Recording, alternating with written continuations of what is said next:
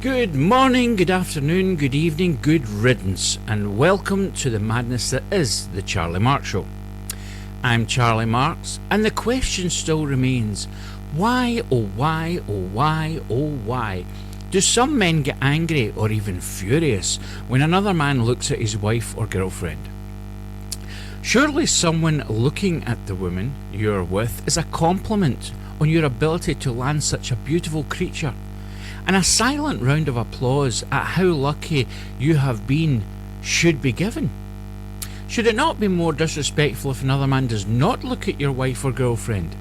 Surely this should make the man think that his partner is not worthy of a 10-second ogle, and either he is chosen wrongly in his life partner, or that he is not worthy of getting someone who doesn't look like a normal, average woman.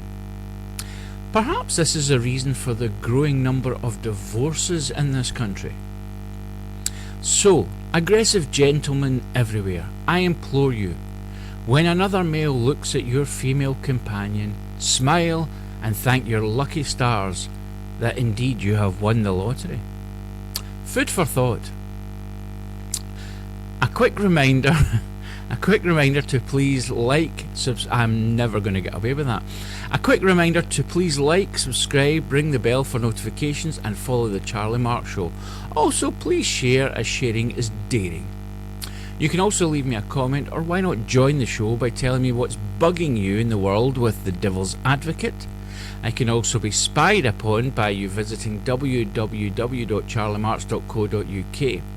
You can also buy me a coffee, which is not an actual coffee but a monetary gift you are putting into me bringing my musical to the stage. You could look at this as you being a producer. Coming up on tonight's show, we have all the latest fake news from around the world and beyond from the CM Newsroom, the Beatnik Mind, lots of poems that don't make much sense, moans and groans and things that go irk in the night with the Devil's Advocate, plus lots more. But first, let's go to an old folks home where we can speak to one of the residents about his life in Old Bloke in a Home.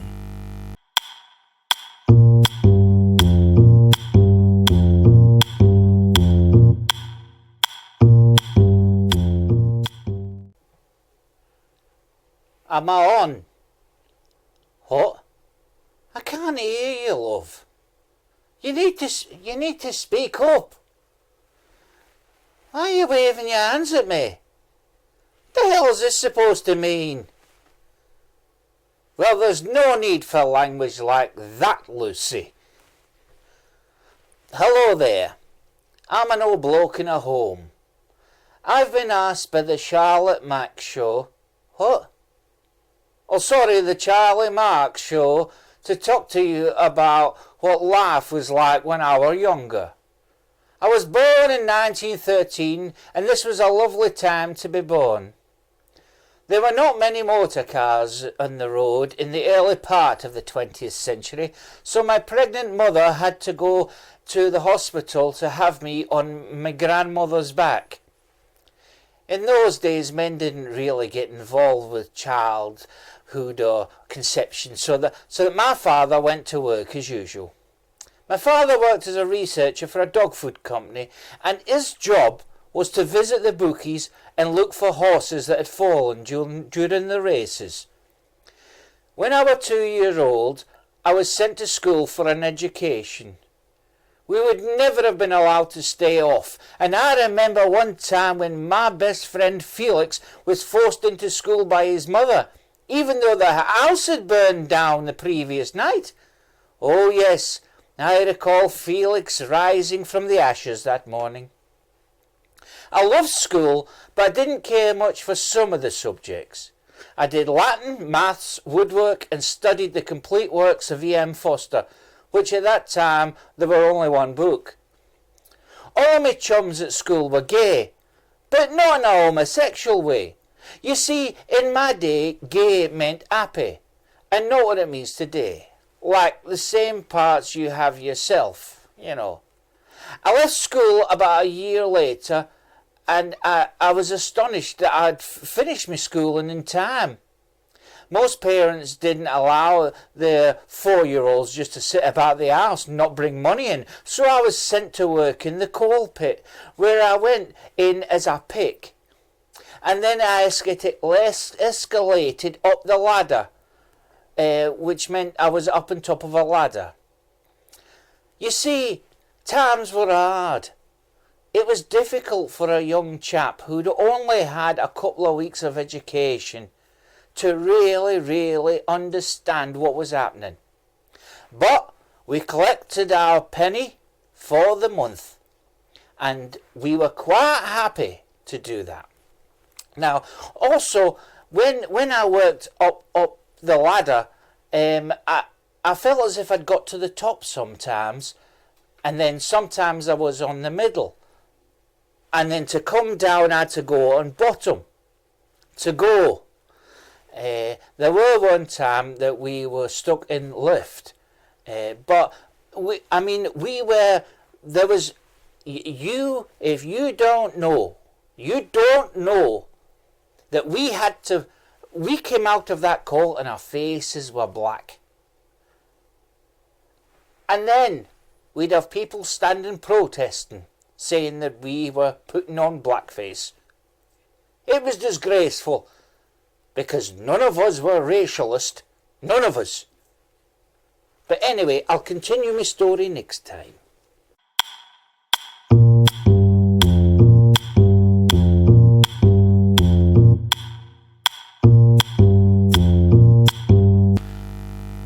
Welcome back to the Charlie Marx Show, you fiendishly beautiful people, you.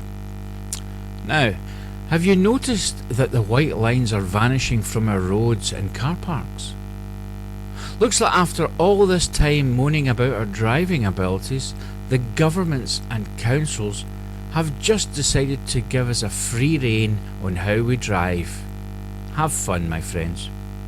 Now, I don't usually do this kind of thing, but I'd like to take this time to wish Billy Joel a quick recovery and sending my love to him and his family. A true genius and a genuinely nice guy. Get well.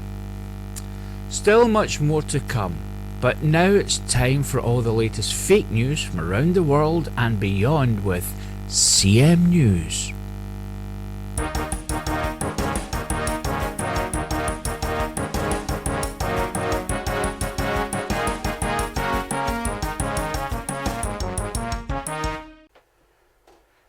Good evening and welcome to CM News with me, Angela Raynor.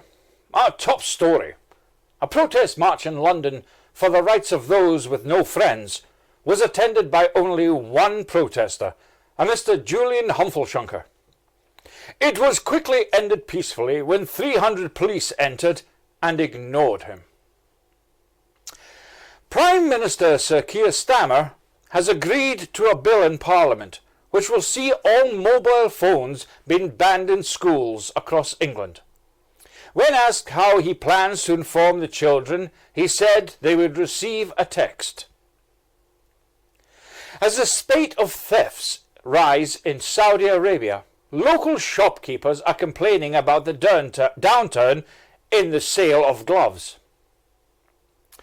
Chairman of the BBC, Sir Gregory Peckerbrain, has refuted claims that the BBC is anti-Semitic. He promised that there will be a full inquiry launched in due course. The bones thought to have belonged to King Richard III have been unearthed in a cemetery where King Richard III was buried.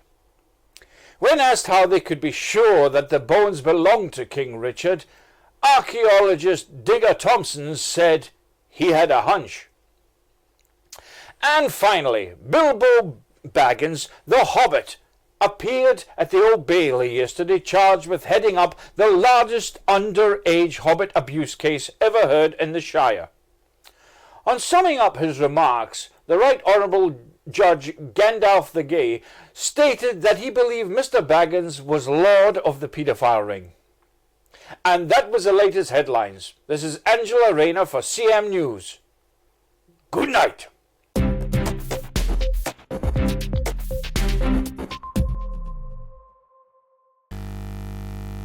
Thank you, Angela. and more from the CM Newsroom next time. But now we go live via satellite for a special report from our motoring correspondent, Elon Musty.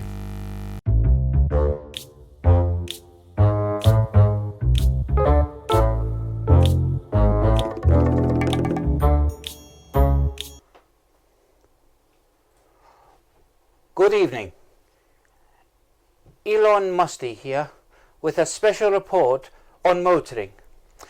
Behind me is a brand new electric Testiclar. And although it has been praised as an innovation of modern car motoring, we have to ask, is this really a pile of poo? Well, firstly we have to review the car and give it a fair shot of fairness. Yes, it has 4 wheels, which does make it easier to drive than a car with less than 4 wheels. Is it comfortable?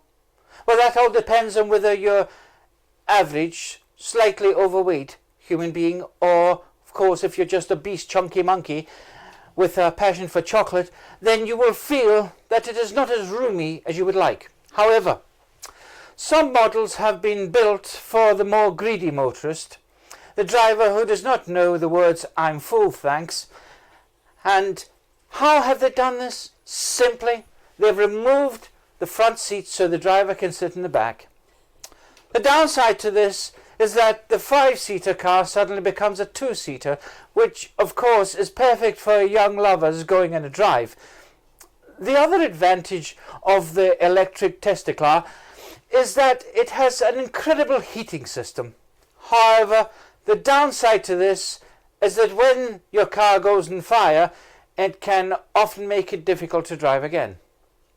The battery in the car is relatively powerful and will allow 20 minutes of carefree driving, but please remember that in order to get the full 20 minutes, you will have to desist from playing the radio, winding down the windows, having the heating on, air conditioning on, indicating, or putting on your headlights. Although only giving you the ability to drive during the day and in a straight line, this should not put you off taking it for a spin down your drive and back. The manufacturers of the electric Testiclar seem to have thought of everything, though. As there are hardly any charging stations, the car comes free with karate lessons, which allows you as a Testiclar driver to fight off someone else wanting to charge their car at a stop.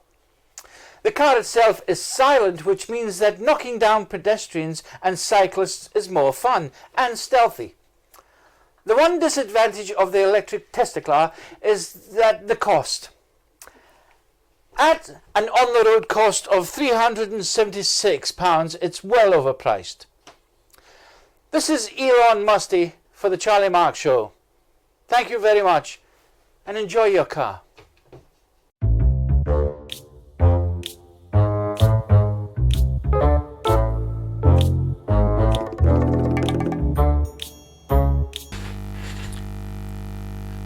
A fascinating insight into the future of being ripped off. Now it's time to walk as cool as we can over to the Nosy Parker Jazz Club to find out what's really going on in the Beatnik Mind.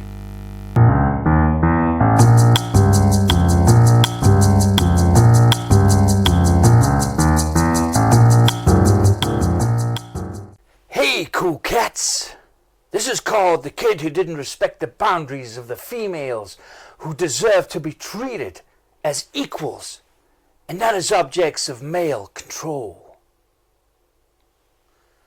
Georgie Porgy, pudding and pie, kissed the girls, made them cry. But when the boys came out to play, Georgie Porgy, he ran away. Georgie Porgy was a real fat kid. Abusing chicks, that's what he did.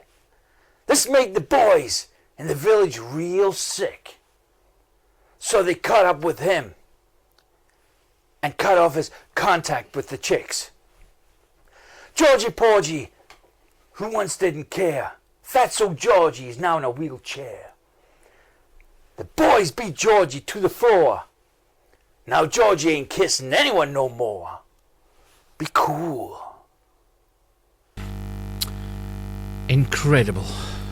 And we'll be back at the Nosy Parker Jazz Club next time to hear the thoughts of the Beatnik Mind.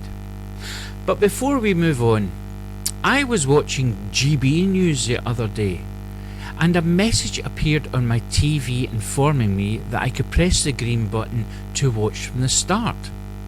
I pressed the button and Michelle Dewberry was reporting on the Big Bang. Now it's time for another roundup of moans and groans and things that go irk in the night in The Devil's Advocate.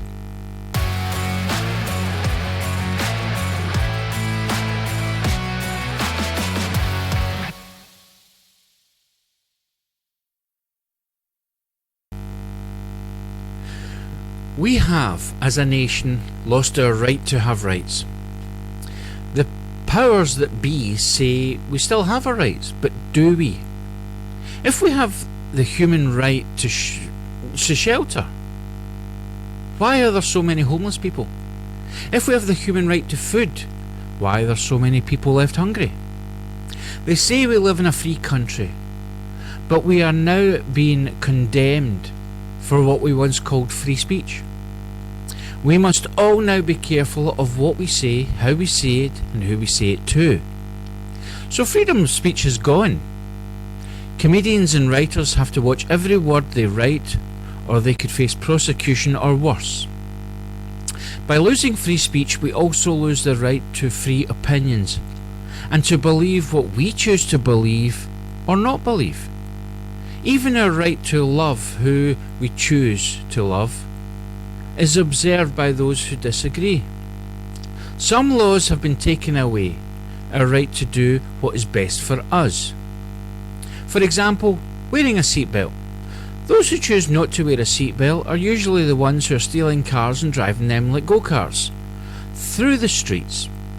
So what if they get thrown through a window? Surely that eliminates the lower forms of society.